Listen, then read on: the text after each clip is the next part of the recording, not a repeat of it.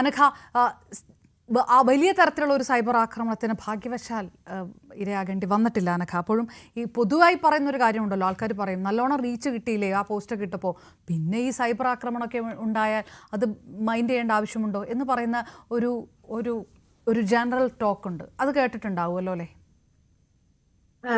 അത് ആദ്യമേ അതിനോട് ഞാൻ വിയോജിക്കട്ടെ. എനിക്ക് വലിയ രീതിയിലുള്ള സൈബർ ആക്രമണം നേരിടേണ്ടി വന്നിട്ടുണ്ട്. ഞാൻ 3 പ്രാവശ്യം സൈബർ പോലീസിൽ കംപ്ലൈന്റും കൊടുത്തിട്ടുണ്ട്. പക്ഷെ ഒരു കാര്യമില്ല.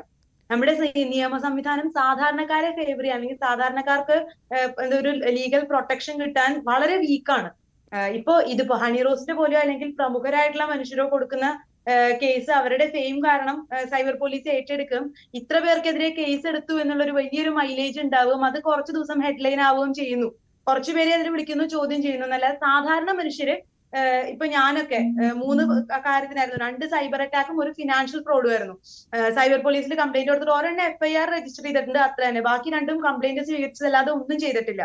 അതിന് ഞാൻ കേട്ട കാരണം വളരെ വിചിത്രമായിരുന്നു. അവര് പറഞ്ഞു ഇതിന് സോളിഡ് ക്രൈം ഒന്നും നടന്നിട്ടില്ലല്ലോ എന്നുള്ളത്. ഞാൻ ചോദിച്ചു, ഡിഫമേഷൻ ക്രൈം അല്ലേ? അല്ല, അവരുടെ അഭിപ്രായ സ്വാതന്ത്ര്യമായിരുന്നു, അതിൽ നമുക്ക് ഒന്നും ചെയ്യാൻ പറ്റില്ല.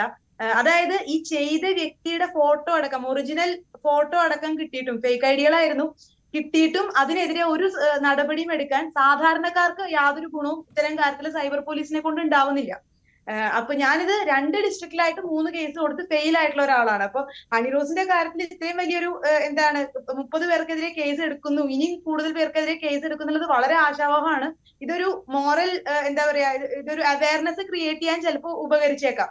അതൊരു വളരെ നല്ല കാര്യമാണ്. നേരത്തെ ഷുക്കൂർ വക്കീൽ ഈ കാര്യത്തിൽ പറഞ്ഞത് വളരെ കറക്റ്റ് ആയിരുന്നു. വളരെ സ്ട്രോങ് ആയിട്ട് ഡീപ്പ് റൂട്ടഡ് ആയിട്ട് പാട്രിയാർക്കി ഓടുന്ന ഒരു വേരോടുന്ന ഒരു സാമൂഹ്യ സംവിധാനമാണിത്. സൈബർ ഇടങ്ങളിൽ വളരെ ക്ലോസ്ഡ് ആയിട്ടുള്ള ഗ്രൂപ്പ്സ്, ദിയാസ് തന്നെ പറഞ്ഞ പോലെ വളരെ ക്ലോസ്ഡ് ആയിട്ട് ഈ മാച്ചിസ്മോ, അതായത് ഈ മാച്ചോ മസ്കുലിനിറ്റി ആഘോഷിക്കാനുള്ള ഗ്രൂപ്പ്സ് ഉണ്ട്. അവിടെ എല്ലാം വളരെ മോശമായിട്ടുള്ള രീതികളിൽ മറ്റ് ജെൻഡറുകളെയും മറ്റ് സെക്ഷുവാലിറ്റികളെയും എല്ലാം അടിച്ചമർത്തി പറയുന്നുണ്ട്. ഇവർ ഈ രീതിയിൽ ഓർഗനൈസ്ഡും ആണ്. അപ്പൊ നിയമ സംവിധാനം അത്രയ്ക്ക് സ്ട്രോങ് അല്ല എന്നുള്ളത് ഒരു പ്രധാനപ്പെട്ട കാര്യമാണ്. പിന്നെ ആർക്ക് വേണ്ടിയാണ് ഈ ഡ്രസ്സപ്പ് ചെയ്യുന്നതെന്നുള്ളത് ഈ കമന്റ് ചെയ്യുന്ന തൊഴിലാളികൾ, ഈ പോരാളികൾ മനസ്സിലാക്കിയാൽ വളരെ നന്നായിരിക്കും. ഹണി റോസ് അവരവരുടെ അപ്പിയറൻസിനെ കുറിച്ചും അവരവരുടെ സൗന്ദര്യത്തെ കുറിച്ചും നല്ല ബോധ്യമുള്ള ഒരു വ്യക്തിയാണ്. അവരെങ്ങനെയാണോ അവരെ പ്രസന്റ് ചെയ്യുന്നത്, അത് എങ്ങനെയാണോ പബ്ലിക് അവരെ കാണാൻ ആഗ്രഹിക്കുന്നത് അതുപോലെയാണ്. അല്ലാതെ നമ്മൾ ഒരാളുടെ സൗന്ദര്യം ആസ്വദിക്കുക എന്ന് പറയുന്നത് വളരെ നീറ്റാണ്, വളരെ നല്ല കാര്യമാണ്. നമ്മുടെ പ്രിഫറൻസ് ഒരാളിൽ മീറ്റ് ചെയ്യുന്ന കാണുമ്പോൾ നമ്മൾ അവരുടെ സൗന്ദര്യം ആസ്വദിക്കുന്നു. പക്ഷെ നമ്മുടെ പ്രിഫറൻസ് മീറ്റ് ചെയ്യാൻ വേണ്ടി അയാൾ ഡ്രസ് ചെയ്യണം എന്ന് പറയുന്ന സ്ഥലത്താണ് പ്രശ്നമാവുന്നത്.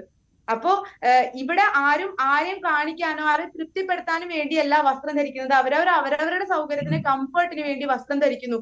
വേണമെങ്കിൽ സൗന്ദര്യം ആസ്വദിക്കാം, വേണ്ടെങ്കിൽ വേണ്ട എന്ന് പറയുന്ന ഈ അവയർനെസ് ക്രിയേറ്റ് ചെയ്യാൻ ഇതുകൊണ്ട് പറ്റിയാൽ വളരെ നല്ല കാര്യം. പക്ഷെ നിയമ സംവിധാനം ഇതിലും സ്ട്രോങ് ആവേണ്ടതുണ്ട്. അതിന്റെ തീർച്ചയായിട്ടും